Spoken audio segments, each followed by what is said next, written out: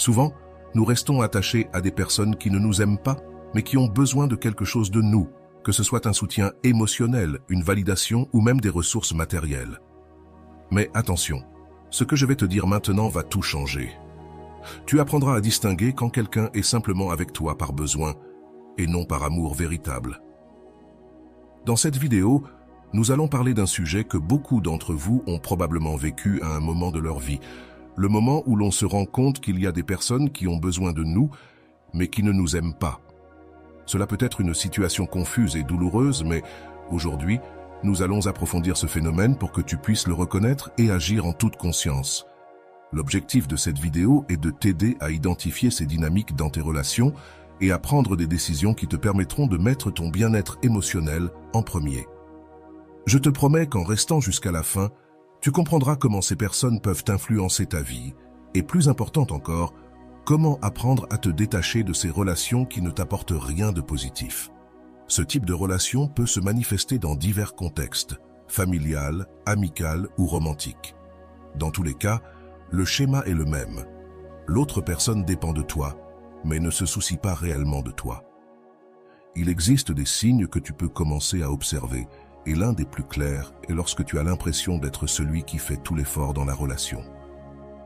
Lorsque quelqu'un t'aime vraiment, il se préoccupe de ton bien-être, il est présent dans les moments difficiles et ne vient pas seulement vers toi quand il a besoin de quelque chose. Rolando l'exprime de manière très claire. Aucune relation saine ne peut exister si l'un des partenaires arrive avec des blessures et des schémas destructeurs. Si tu veux une relation saine, tu dois d'abord avoir guéri et te lier à quelqu'un qui a également guéri. Et c'est là un point important. Les personnes qui t'utilisent, mais qui ne t'aiment pas, sont souvent prisonnières de leurs propres blessures émotionnelles, ce qui les empêche de te donner l'amour que tu mérites. Alors, que peux-tu attendre de cette vidéo ? Nous allons analyser différents types de relations dans lesquelles cette dynamique peut être présente et nous te donnerons des outils pour les reconnaître et t'en libérer. Je te garantis qu'à la fin de cette vidéo, tu auras une compréhension plus claire des raisons pour lesquelles certaines personnes restent dans ta vie malgré leur manque d'amour véritable. Mais le plus important, tu sauras comment fixer des limites et te libérer de ces relations toxiques.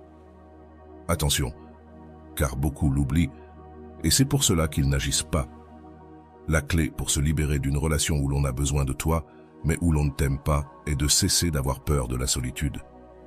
De nombreuses personnes restent dans ce type de relation parce qu'elles croient qu'elles ne trouveront personne d'autre ou parce qu'elles ont peur d'être seules. Mais, comme le dit Rolando, l'amour de soi est la clé pour avoir une relation saine et positive. Le premier pas pour te libérer de ce type de relation est de reconnaître quand tu te trouves dans une telle situation. Pose-toi cette question.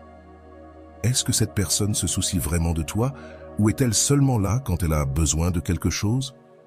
Si la réponse est la deuxième option, il est temps de reconsidérer si cette relation en vaut la peine.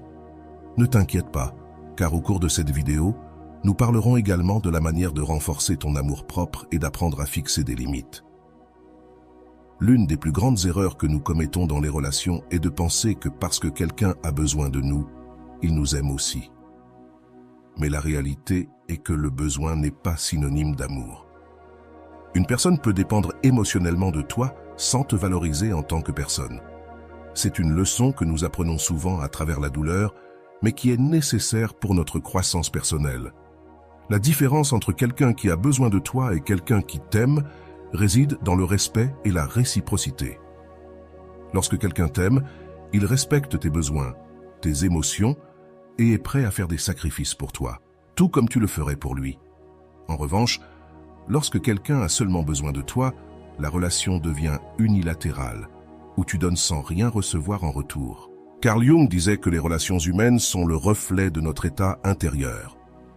Si tu permets à des personnes qui ont besoin de toi mais ne t'aiment pas de rester dans ta vie, il est probable que tu aies à travailler sur ton estime de soi. C'est là que Rolando nous offre une grande leçon.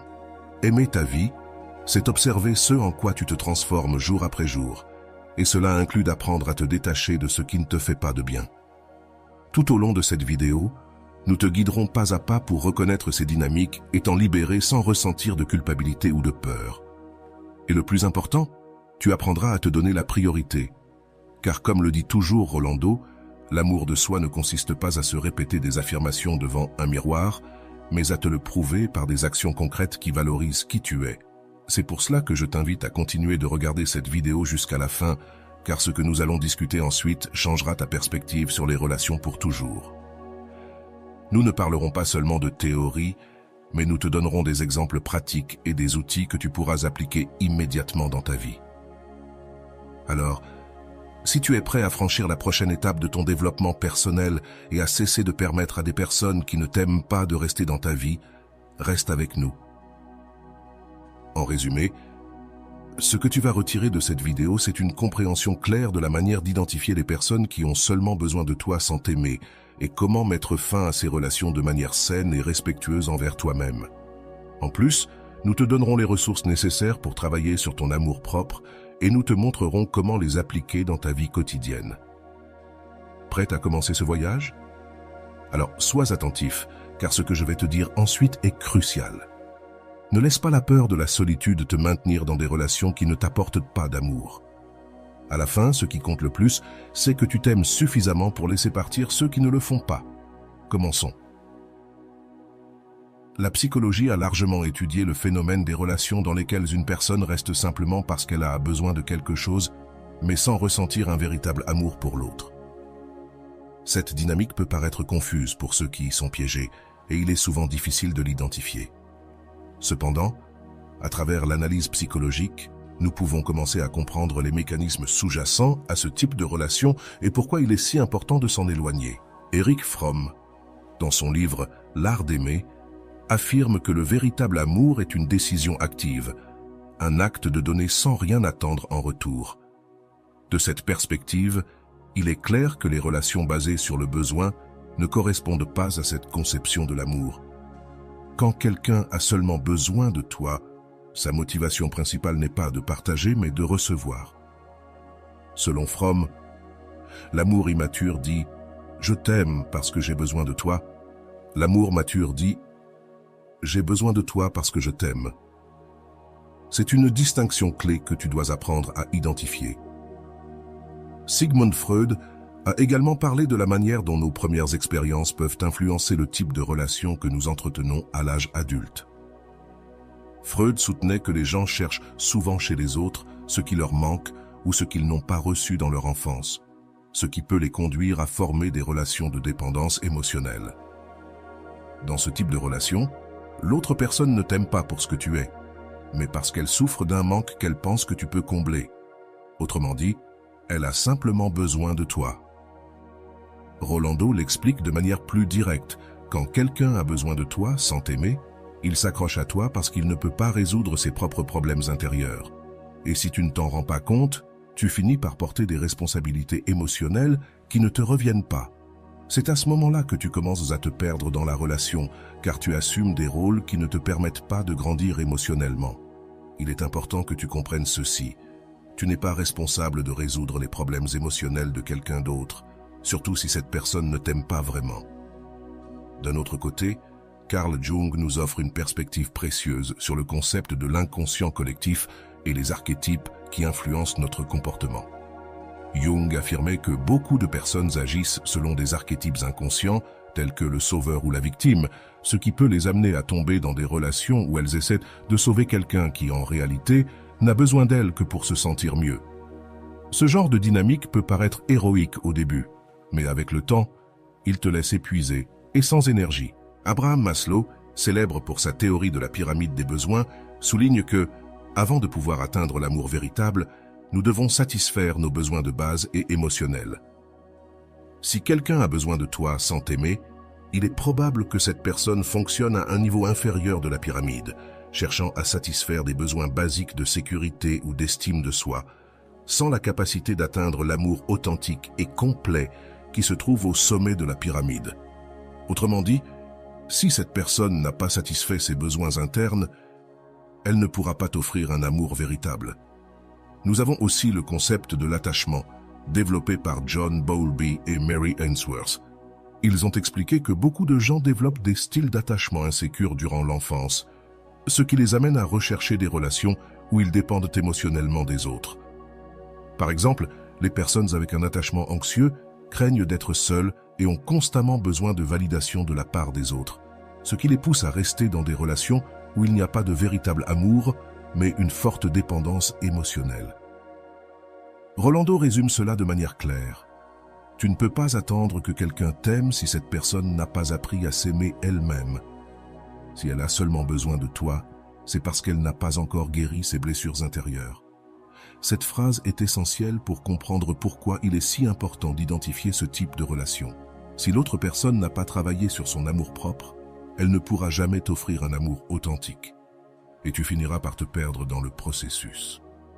Daniel Kahneman, lauréat du prix Nobel d'économie et psychologue, parle de la manière dont nos décisions sont souvent guidées par des biais cognitifs qui nous empêchent de voir les choses clairement. L'un des biais les plus courants dans ce type de relation est le biais de confirmation, où nous ne voyons que ce que nous voulons voir.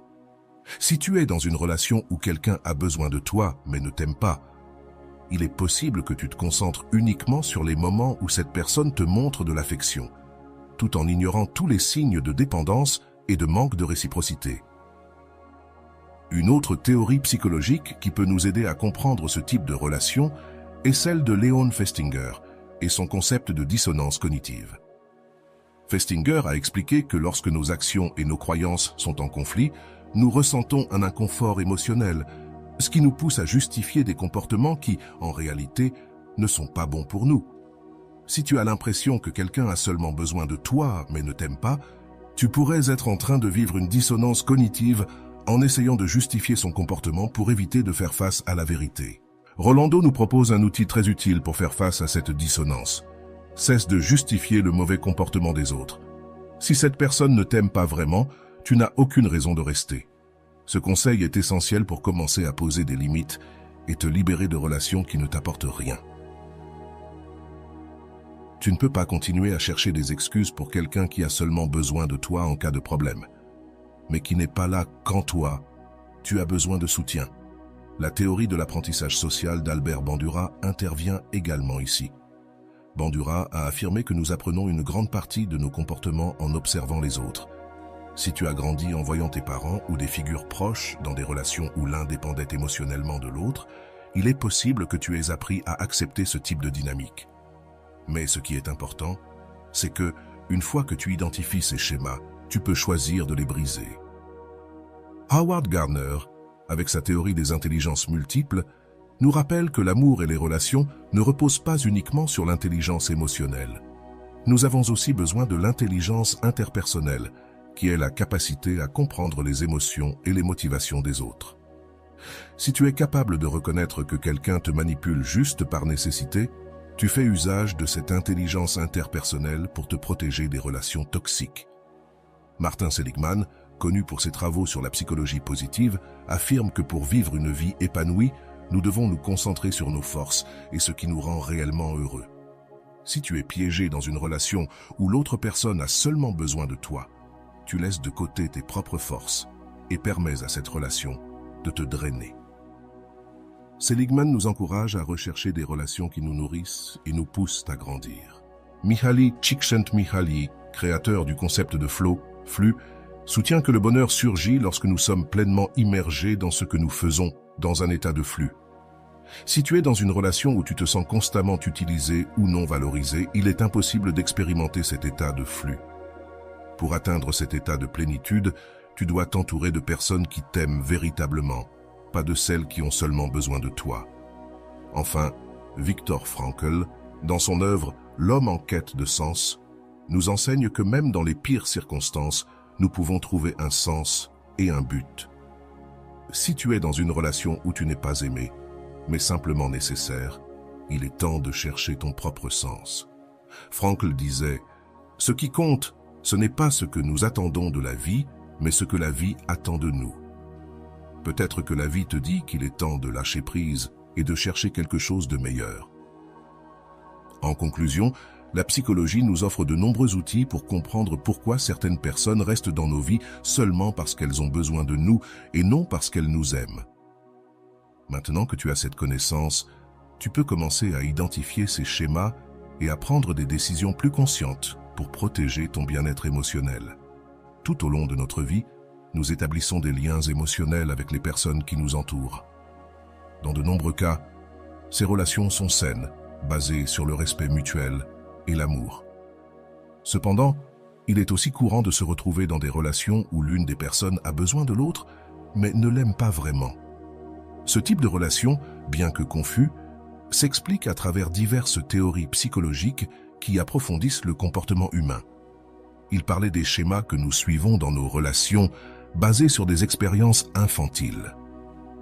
Freud soutenait que nous cherchons souvent chez nos partenaires, amis ou membres de la famille des aspects que nous n'avons pas pu résoudre durant notre enfance. Par exemple, si une personne n'a pas reçu suffisamment d'attention émotionnelle de la part de ses parents, elle peut chercher une figure qui lui apporte ce type de soins à l'âge adulte.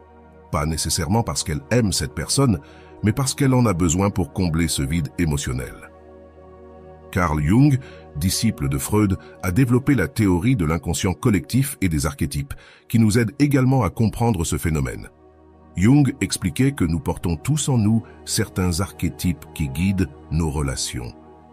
Par exemple, l'archétype du sauveur ou du protecteur peut amener certaines personnes à s'impliquer dans des relations où elles sont toujours nécessaires, mais jamais aimées. Ces personnes ressentent que leur mission est de sauver ou de prendre soin des autres, ce qui les amène à ignorer l'absence de réciprocité émotionnelle. Rolando, avec une vision plus contemporaine, affirme « Si tu es dans une relation où l'on a besoin de toi, mais où l'on ne t'aime pas, il est probable que tu sacrifies ton bien-être pour quelqu'un qui ne peut pas t'offrir la même chose. » C'est là qu'il faut commencer à se demander « Qu'est-ce que je sacrifie dans cette relation ?» Le sacrifice constant, sans amour en retour, peut mener à une perte d'identité et d'estime de soi. L'un des concepts les plus importants à prendre en compte lorsqu'on parle de relations basées sur le besoin est celui de la codépendance.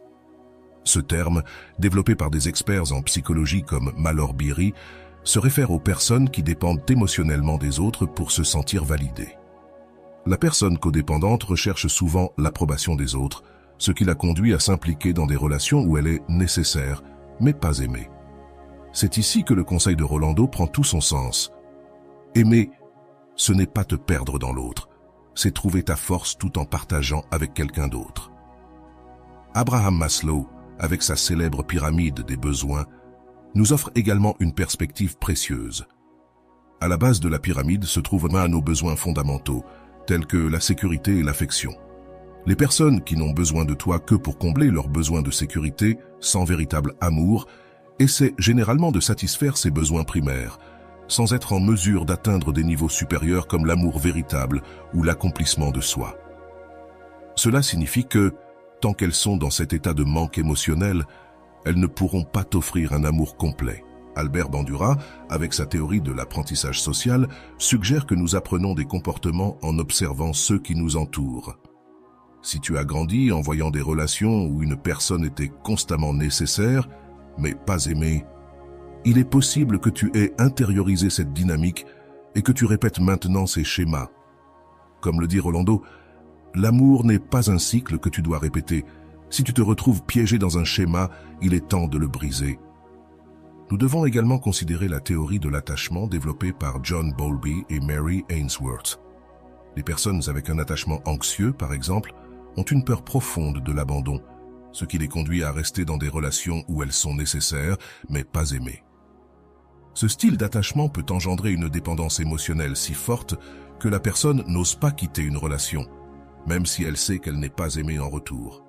C'est ici que l'importance de l'amour-propre entre de nouveaux en jeu.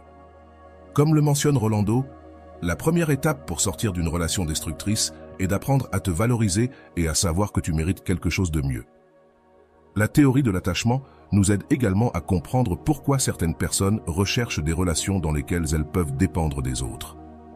Les personnes avec un style d'attachement évitant ont tendance à rejeter l'intimité émotionnelle et préfèrent maintenir des relations superficielles, basées sur le besoin, sans s'impliquer émotionnellement.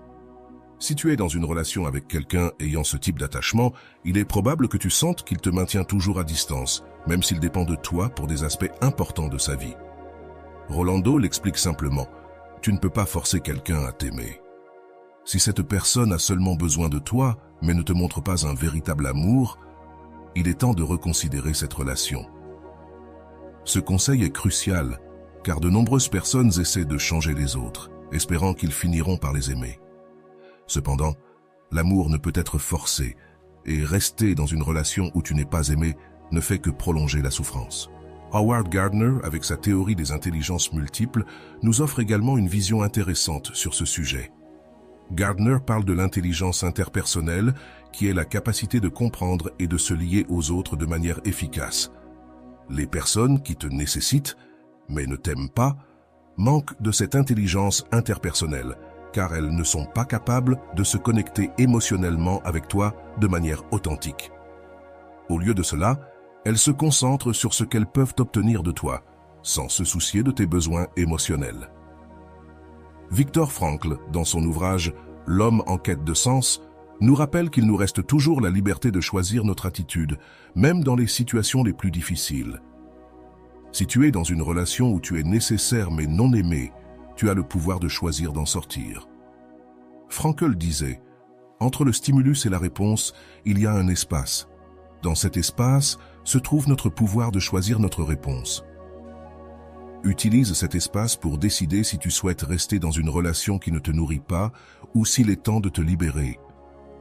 Le concept de dissonance cognitive proposé par Leon Festinger est également pertinent ici. Quand nous sommes dans une relation de nécessité, il est probable que nous éprouvions de la dissonance cognitive, car nos actions, restées dans la relation, ne correspondent pas à nos croyances, nous savons que nous méritons mieux. Cette dissonance crée un inconfort, nous poussant à justifier la relation, même si, au fond, nous savons qu'elle n'est pas saine. Roland nous invite à reconnaître cette dissonance et à agir en conséquence. Ne justifie pas le mauvais comportement des autres, juste pour maintenir une paix illusoire. Elisabeth Loftus, célèbre pour ses travaux sur la mémoire, nous avertit que nos souvenirs ne sont pas toujours fiables. Parfois, dans une relation de nécessité, nous avons tendance à ne nous rappeler que des bons moments, en oubliant ou en minimisant les mauvais. Cela nous conduit à rester piégés dans une relation qui ne nous fait pas de bien. Il est important de te demander si tu vois réellement la relation telle qu'elle est, ou si tu idéalises l'autre personne par peur de la solitude. La théorie de l'autodétermination développée par Edward Deci et Richard Ryan nous enseigne que les individus ont 3 besoins psychologiques fondamentaux: l'autonomie, la compétence et la relation. Les personnes qui te nécessitent, mais ne t'aiment pas, t'empêchent souvent de satisfaire ces besoins. Elles ne te permettent pas d'avoir une autonomie émotionnelle, car elles dépendent toujours de toi. Elles ne t'aident pas non plus à te sentir compétent, puisque la relation repose sur des déséquilibres. Enfin, elles ne comblent pas ton besoin de relations authentiques, car l'amour n'est pas présent. Aaron Beck, créateur de la thérapie cognitivo-comportementale, souligne que nos pensées influencent directement nos émotions et nos comportements. Si tu crois que tu ne mérites pas d'être aimé ou que tu ne trouveras jamais quelqu'un de mieux, il est probable que tu restes dans une relation de nécessité. Cependant, Beck nous enseigne que nous pouvons restructurer ces pensées et changer notre perception de nous-mêmes. En le faisant, nous pourrons nous libérer de ces relations. Laisse-moi te raconter l'histoire de Daniel, un homme qui, comme beaucoup d'autres, s'est retrouvé piégé dans une relation où il était seulement nécessaire mais jamais véritablement aimé. Pendant des années, Daniel a été en couple avec Anna, une personne qui se tournait toujours vers lui en cas de crise. Au début, Daniel pensait que cela signifiait qu'Anna avait confiance en lui, qu'elle le valorisait suffisamment pour se tourner vers lui quand les choses devenaient difficiles. Cependant, avec le temps, il s'est rendu compte que la relation ne fonctionnait que lorsque Anna avait besoin de quelque chose de lui. Anna avait grandi dans un environnement émotionnellement instable, avec des parents qui ne lui avaient jamais offert le soutien dont elle avait besoin. En conséquence, elle avait développé une dépendance émotionnelle envers les personnes capables de lui fournir cette sécurité qu'elle n'avait pas trouvée dans son enfance. Sans le savoir, Daniel avait assumé ce rôle dans sa vie, devenant le soutien émotionnel qu'Anna n'avait jamais eu. Au début, cela faisait se sentir Daniel utile, voire important. Mais au fil des ans, ce besoin est devenu un fardeau. Daniel a commencé à remarquer que, lorsque lui avait besoin de soutien, Anna était rarement là. Quand il traversait des moments difficiles, Anna semblait ne pas avoir la capacité émotionnelle de lui offrir le même type d'aide qu'il lui donnait constamment. Cela a commencé à créer en lui un sentiment de vide, car il a réalisé que la relation était unilatérale. Anna avait besoin de lui, mais ne l'aimait pas dans le sens le plus profond du terme. Elle dépendait de lui pour se sentir en sécurité, mais n'était jamais prête à offrir la même réciprocité émotionnelle. Une nuit, après une discussion dans laquelle Théo a exprimé à Anna comment il se sentait, il a décidé qu'il était temps de chercher de l'aide. Il se sentait épuisé émotionnellement, vidé, et il ne savait pas comment sortir de cette situation. C'est alors qu'en naviguant sur Internet, il est tombé sur une vidéo de Rolando intitulée « L'amour propre » est la base de toutes les relations saines. Dans cette vidéo, Rolando parlait de la manière dont nous restons souvent dans des relations où nous sommes nécessaires, mais pas aimés. La phrase qui a le plus résonné chez Daniel fut « L'amour n'est pas un échange de besoins, mais une connexion d'âme ». Cette phrase a poussé Daniel à se remettre sérieusement en question sur sa relation avec Anna. Il s'est rendu compte qu'au fil des années, il avait accepté une relation où il n'était qu'une ressource pour satisfaire les besoins émotionnels d'une autre personne sans rien recevoir en retour. Daniel a commencé à remarquer que chaque fois qu'Anna se sentait mieux, elle s'éloignait de lui pour revenir lorsqu'elle traversait de nouvelles difficultés. Cette dynamique l'avait piégé dans un cycle toxique qu'il ne pouvait plus tolérer. Les conseils de Rolando sur l'apprentissage de « laisser partir ce qui ne t'aime pas vraiment » ont été l'impulsion dont Daniel avait besoin. Pour la première fois, il s'est rendu compte qu'il n'était pas responsable des émotions d'Anna et qu'il ne pouvait plus être son soutien émotionnel si cela signifiait sacrifier son propre bonheur. Il a donc décidé d'en parler à Anna et de lui expliquer qu'il ne pouvait plus rester dans cette relation. Ce fut une conversation difficile, mais Daniel savait que c'était la bonne chose à faire. Anna a réagi avec surprise et incrédulité. Elle ne comprenait pas pourquoi Théo voulait mettre fin à leur relation, car dans son esprit, il avait toujours été là pour elle, et cela ne devrait pas changer. Elle a tenté de le convaincre que les choses pouvaient s'améliorer, qu'ils traversèrent simplement une mauvaise période. Mais Daniel ne pouvait plus ignorer ce qu'il avait appris. Il savait qu'Anna ne l'aimait pas vraiment, elle avait juste besoin de lui. Et cela ne suffisait plus pour lui. Après la rupture, Daniel a traversé une période de solitude difficile à gérer. Il était tellement habitué à être nécessaire à quelqu'un d'autre qu'il ne savait pas quoi faire de ce vide. Cependant, au lieu de sombrer dans le désespoir, il a choisi de concentrer son énergie sur son propre bien-être émotionnel. Il se rappelait sans cesse les paroles de Rolando. « L'amour propre n'est pas de l'égoïsme. C'est savoir que tu mérites une vie remplie d'amour véritable. » Daniel a commencé à faire des choses qu'il avait arrêtées pendant sa relation avec Anna. Il a repris le sport, renoué avec d'anciens amis et surtout il a commencé à travailler sur son amour propre. Chaque jour qui passait, il se rendait compte qu'il n'avait pas besoin d'être en couple pour se sentir complet. Au contraire, il a commencé à apprécier sa propre compagnie et à valoriser son temps et son espace. Cette indépendance émotionnelle a été le plus beau cadeau qu'il se soit offert. Quelques mois après la rupture, Anna a tenté de recontacter Daniel. Elle lui a dit qu'il lui manquait, qu'elle s'était rendue compte de l'importance qu'il avait dans sa vie. Cependant, Daniel n'était plus le même homme qu'il était lorsqu'il était avec elle. Il avait appris à distinguer le fait d'être nécessaire de celui d'être aimé, et il savait qu'il ne pouvait pas revenir à cette dynamique toxique. Il l'a remercié pour ses paroles, mais lui a clairement fait comprendre qu'il n'était plus disposé à être le soutien émotionnel de quelqu'un qui n'était pas prêt à lui offrir la même chose en retour. Avec le temps, Daniel a rencontré quelqu'un d'autre. Cette nouvelle relation était complètement différente de celle qu'il avait vécue avec Anna. Pour la première fois, il s'est senti véritablement aimé dans une relation où les deux partenaires se soutenaient mutuellement. Ce n'était pas une relation de dépendance, mais une connexion authentique où chacun était émotionnellement présent pour l'autre. Daniel s'est rendu compte que ce type d'amour n'était possible que parce qu'il avait d'abord appris à s'aimer lui-même. Aujourd'hui, Daniel est un homme heureux et épanoui. Son expérience avec Anna lui a enseigné l'une des leçons les plus importantes de sa vie. L'amour, ce n'est pas être avec quelqu'un qui a besoin de toi, mais avec quelqu'un qui t'aime vraiment. Son histoire est un rappel que, bien que cela puisse être difficile de laisser partir une relation de dépendance émotionnelle, c'est la première étape vers une vie plus épanouie et pleine d'amour véritable. L'histoire de Daniel montre que même si les relations basées sur le besoin peuvent sembler rassurantes à court terme, il est essentiel d'apprendre à les dépasser pour accéder à un amour plus authentique. En réalité, ne pas nous permettre de grandir ni de trouver le bonheur que nous méritons nous freine. En lâchant prise sur sa relation avec Anna, Daniel ne s'est pas seulement libéré d'une relation qui le drainait émotionnellement, il a aussi ouvert la porte à un amour véritable et authentique. Comme le dit Rolando, « Seulement lorsque tu te valorises toi-même peux-tu attirer quelqu'un qui te valorise vraiment. » Le processus que Daniel a traversé est un exemple parfait de ce qui se passe quand on décide de se prioriser, plutôt que de laisser les autres profiter de notre gentillesse.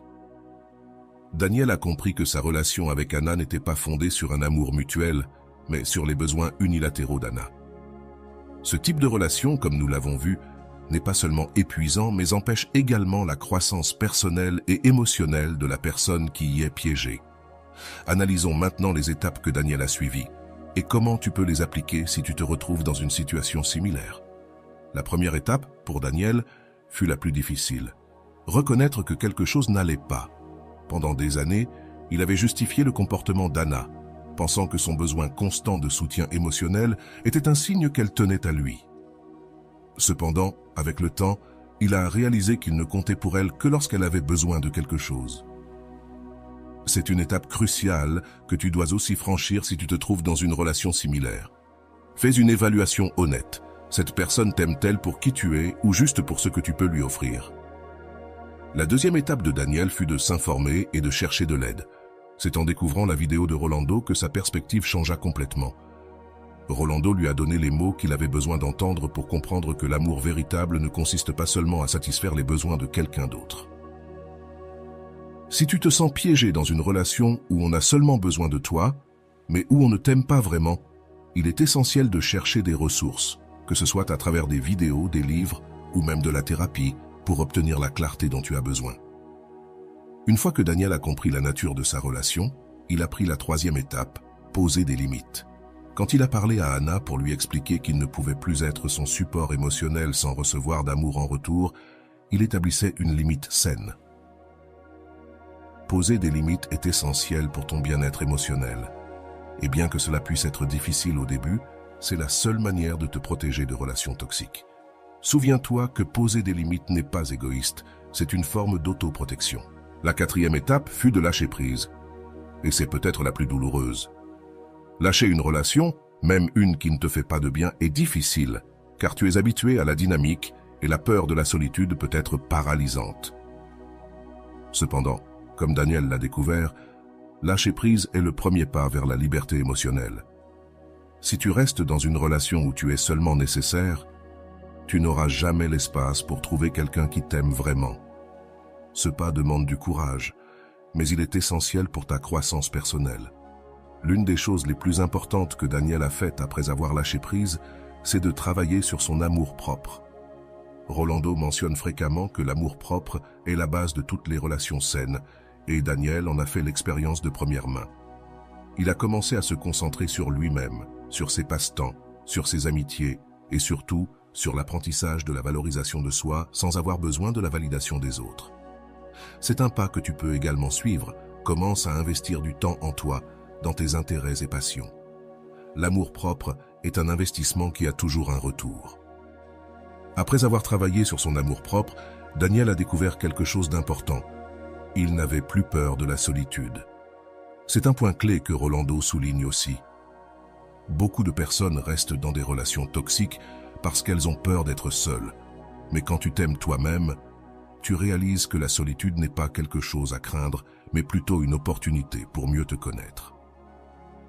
Daniel, comme beaucoup d'autres qui ont traversé ce processus, a découvert que la solitude n'est pas une punition, mais une chance de grandir.